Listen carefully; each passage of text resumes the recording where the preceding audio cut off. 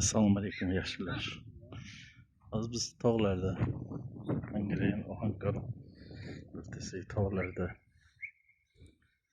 bu yerda cho'ponlar, echkim bor, qo'ylar bor. Prezidentimiz buyruqlari bilan mana shularni rivojlantirish, yanada rivojlantirish, xalqqa go'sht, sut va junni yetkazish masalasi. Hozir ishlar ketyapti. Hozir mana hademasdan qo'ylarim keladi. Qo'ylarni ham ko'rasizlar. Onlayn juni olingan hozir.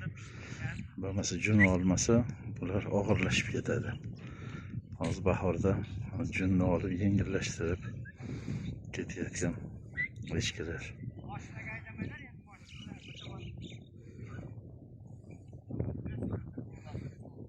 Bitta ikkita bor juni olinmagan, sarg'ayib juni tushib ketar ekan.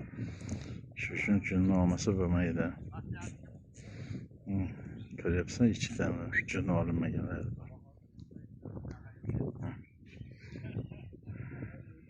Qaranglar, sarg'ayib mana juni tushadiki, buni na ro'mol to'qib boradi bu jundan, na boshqasini. Shu uchun junlar olinadi. Oppoqgina, chiroyli bo'lgan paytida olinadi.